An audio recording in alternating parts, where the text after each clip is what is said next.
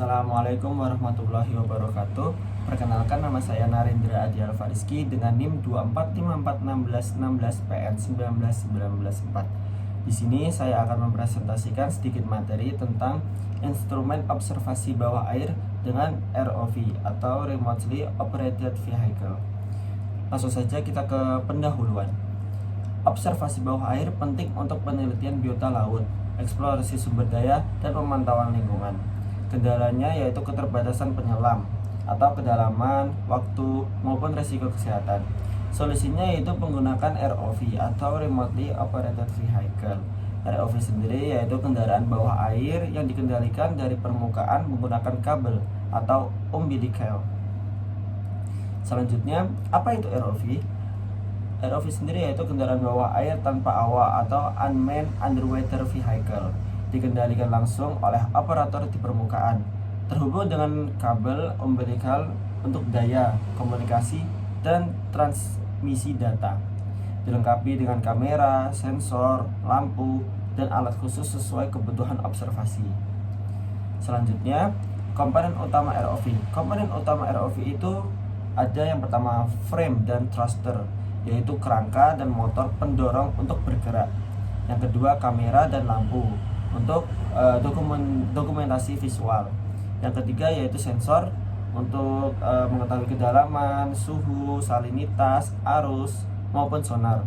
Yang keempat, manipulator arm untuk mengambil sampel atau objek.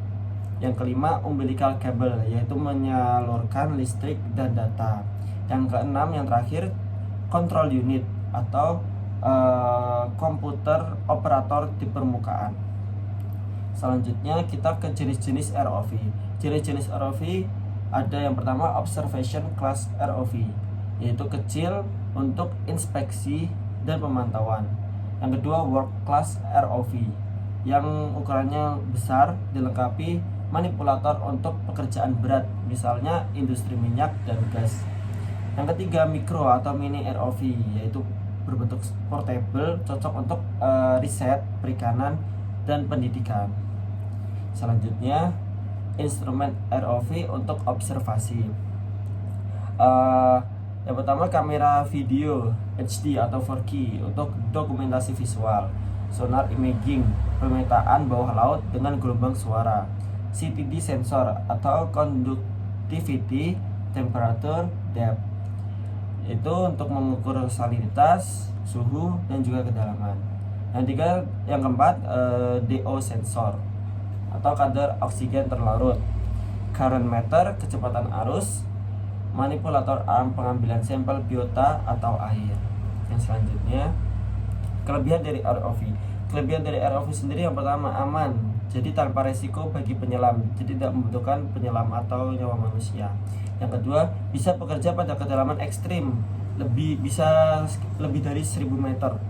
Yang ketiga, dapat beroperasi lebih lama dibanding penyelam. Yang keempat, dilengkapi instrumen lengkap atau kamera dan juga manipulator. Yang terakhir, data real time ke permukaan. Oke, selanjutnya keterbatasan ROV. Keterbatasan ROV sendiri yaitu ada yang pertama biaya pengadaan dan operasional relatif mahal, perlu operator yang terlatih, dan juga pergerakan keterbatasan oleh kabel atau umbilical, yaitu terbatas dengan kabel. Terus bisa terganggu kondisi arus kuat atau visibilitasnya cukup rendah. Selanjutnya aplikasi ROV dalam observasi bawah air. Yang pertama, dapat digunakan sebagai eksplorasi ekosistem laut dalam, dapat juga sebagai pemantauan terumbu karang, survei stok ikan dan biota laut, penelitian hidrotermal, dan geologi bawah laut. Yang terakhir, inspeksi infrastruktur bawah laut, seperti contohnya pipa, kabel, atau rig minyak. Selanjutnya, studi kasus atau contoh penggunaan ROV. Contoh penggunaan ROV sendiri ya, yang pertama ROV digunakan oleh NOAA untuk eksplorasi laut dalam di Samudra Pasifik. Yang kedua, penelitian biodiversitas laut dengan ROV Deep Discoverer. Yang ketiga, pemantauan terumbu karang di Indonesia menggunakan mini ROV oleh lembaga riset perikanan. Lalu Peran ROV dalam mata kuliah observasi bawah air. Yang pertama, memberikan alternatif observasi saat kondisi berisiko untuk penyelaman langsung. Yang kedua, penyediaan data visual dan sensor yang akurat. Yang ketiga, memperluas cakupan pengamatan hingga laut dalam. Yang keempat, membantu penelitian ilmiah, pemetaan, serta konservasi ekosistem laut. Slide selanjutnya, kesimpulan. ROV adalah instrumen penting dalam observasi bawah air, memungkinkan observasi lebih aman, dalam, dan lama dibanding penyelam. Dilengkapi berbagai instrumen seperti kamera, sensor, sonar, dan manipulator.